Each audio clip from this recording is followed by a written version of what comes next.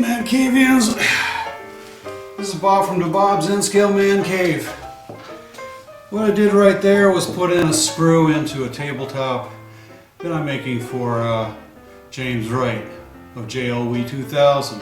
And we're going to go over today is how I made this particular 5 by 6 foot table and this other 2 foot by 4 foot table modules that he's putting in his layout down in his basement. What tools you're going to need to do this project if you do it yourself. First of all, you're going to need a lot of 1 by 4 inch wood framework, sort of like this stuff here. In this case, you need probably two 10-foot boards for just the ends. You're going to need quite a bit. You should do the math on all of that before you go buying your wood. But I would get a lot of 10-foot sections of wood because you're going to need it. And you'll see why after I turn this table on over. But right now I'm putting the finishing touches in the top by screwing in 1-inch wood screws, number 8 wood screws. And I've also used the number 8 1.5-inch screws to put the stringers and the sides together. Also, what you're going to need is some drill bits. You want to pre-drill your holes before you screw in these wood screws because it will prevent the splitting of your wood. Also, I countersink using this little countersink bit to make a little indention, dimple, what do you call it, into the wood so that the flathead screw goes down inside of it nice and flush with the top of the wood. These are James's old legs, and what I did was I put in these leg levelers in the bottom. 2 by 2, cut them into equal lengths of about 4 inches long, and then I went to Menards, got these furniture glides. They're made to drill into the bottom of these feet right here. I would drill it a little bit less than what the instructions say on here, 1 drill bit size smaller for the softwood, because chances are your drill bit's going to wander a little bit and make the hole a little bit bigger, and it'll just slip and slide right out of it. Pound it in and you're good to go. I put a board on the end of this, put 2 easy clamps on each side, and then I put 1 screw in low and 1 screw in high. Also, when I connect these modules together, I also use carriage bolts with a wing nut and a washer. It'll make it a little bit easier to take apart later if things have to be moved. Sure, it's not the best thing, it's not easy, it's not fast, it's not a cam connect kind of system, but this layout's not meant to be moved except for when he moves out of his house. You need a tape measure, of course. Measure twice, cut once. I am not that great. I have to think about it and think about it and think about it, and I measure more than twice sometimes.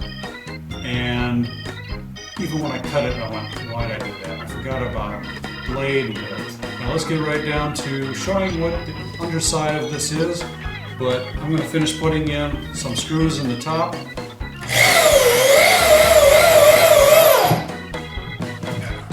This is the underside of that table. The hole that's in there is where the turntable piece is going to sit, and that's going to be toward the inside, and the other side is going to be backside against the wall, and the 2 sides. What I did, I took his original outside frame and cleaned it all up, took all the screws and stuff like that out of it, and then screwed it all together. Everything on the inside is brand new. So I went and got the 1 by 4 pieces, cut them up into equal lengths. I went and got 2 pieces in the middle, right here, long stringers. They're just under 5 feet long, and then I cut the stringers that go in between. each piece. And these are 2-foot sections. So there's 3 sections of 2 feet, so 6 feet wide. In the middle, you have a 22.5-inch, roughly, depending on the warpage of the boards or whatever you're putting in here. It's made to fit, so they're roughly about 22.5 inches, maybe a little less than that, 22 3/8 maybe on some pieces. Put all those in there and you screw them in from the sides with those 1.5-inch wood screws. I space them out every 16 inches, just like you would on a normal wall in your house. The studs are 16 inches between the center.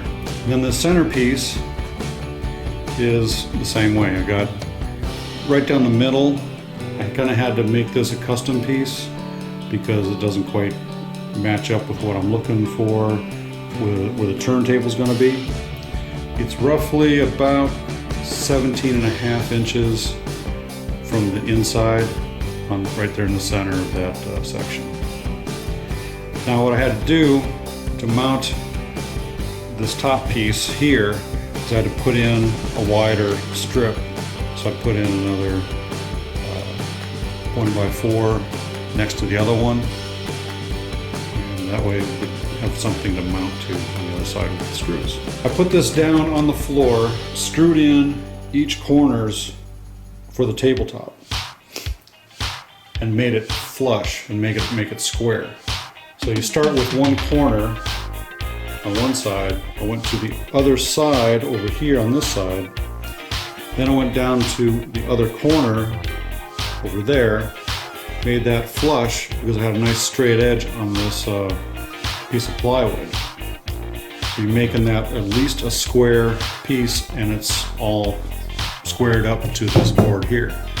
You use whatever clamps you can. I got some really long clamps that I could squeeze the wood into the right positions and screw it all down, and it's now tight. Drill your holes, countersink the hole, and then screw them down. The boards that I went with were 1/4-inch plywood. Now on this table here, the 1/4-inch plywood, it's meant to be light, and it was meant to be easy to install on the top. So instead of buying a 4-foot by 8-foot piece of plywood, I went and got some of the pre-cut pieces that were 2-foot by 8-foot and used those pieces to make the whole tabletop. It's an ACX quality, so it's a better quality than standard BCX 1/4-inch plywood. So it's nice and flush and clean on one side, and that's the top side that I have. I took one of the extra pieces from that 8-foot piece, which was right around 3 feet. And that's what I used for making that center section right there. Turntable area, I put in these spacer blocks because what I did was I went and got the same kind of wood, 2-foot by 4-foot, but it's a 1/2-inch board. The reason I went with a 1/2-inch was because it's a turntable, and the Walther's 130-foot turntable instructions say use a 1/2-inch board. Keep it stable and keep it from warping and keep it flush. Still need to cut a hole in that board, but it'll mount right in here. Well, since it's a 1/2-inch board and I have 1/4-inch plywood, that 1/2-inch board has got to sink down into the tabletop to make it flush with the 1/4-inch top. So I use these blocks to make it fit. And that's how I made this table. Let's move on to the 2-foot by 4-foot module sections. Okay, this is two 2-foot by 4-foot modules bolted together to make it one 2-foot by 8-foot section. Now this will be mounted to that table right there, be on the right hand side of that hole going up, but this will be flat on legs and stuff. So I built this basically the same way I did this other big table. In fact, I built these first.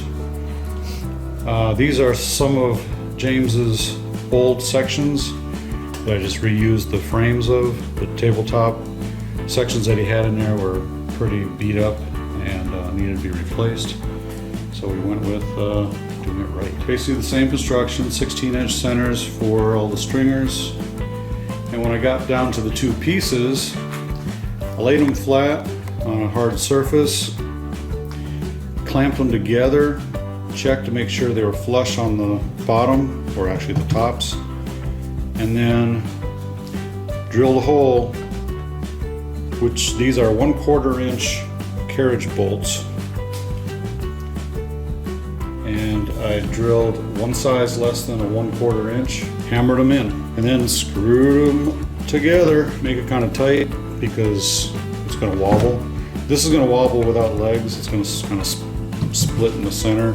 If you put pressure on it, it'll do that, but it'll be tight enough for keeping the two pieces together, and when it's up on the legs, it'll be nice and sturdy. Also, what I did was I took and drilled holes into the stringers to run your bus lines and switch wiring and what have you, all the way down through the whole section.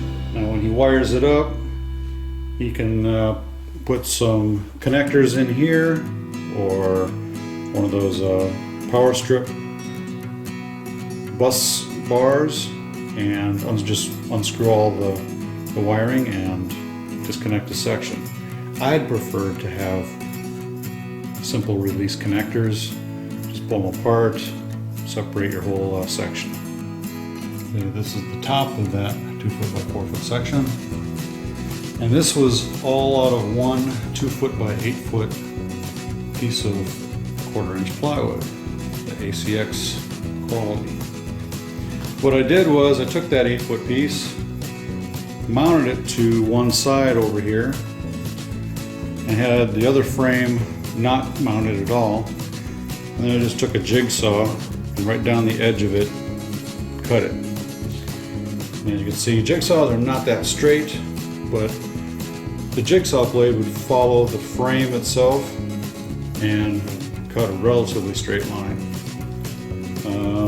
But the beauty of it, I was going to use the other side, and it was going to butt right up and fit like a puzzle piece. So it fits in. This is all going to be covered up anyway with foam, and it's not going to be too bad.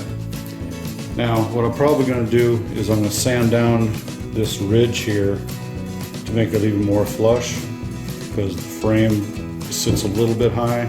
You could probably adjust that, but with a little bit of moving around, it makes it shift a little bit. So I'm just going to sand it down flush. And when you put in your screws, I put in 3 screws, one about 4 inches from each end and in the corners, and then right in the middle across, so it's about 1 foot in from the edges.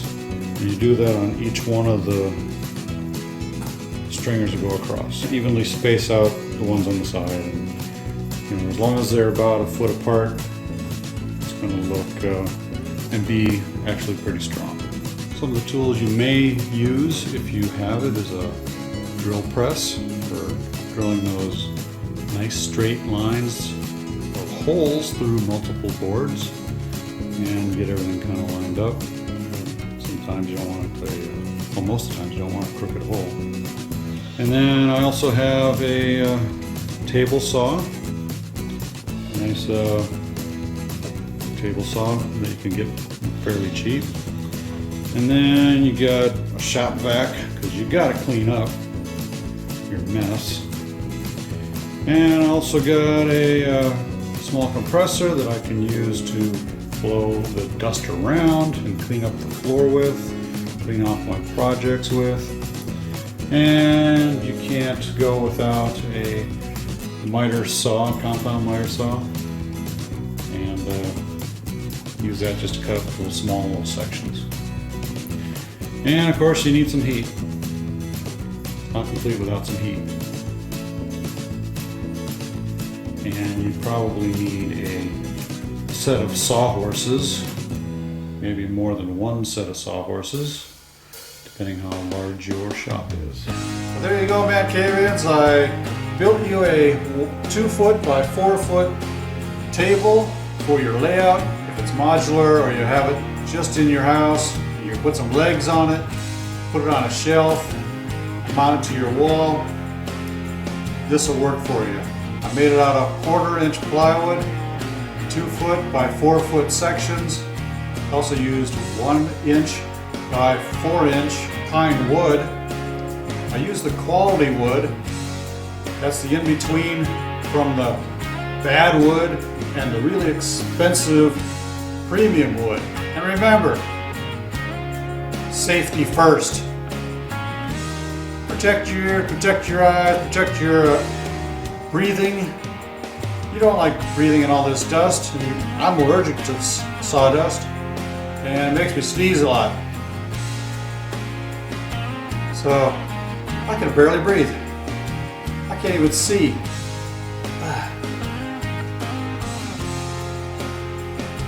There.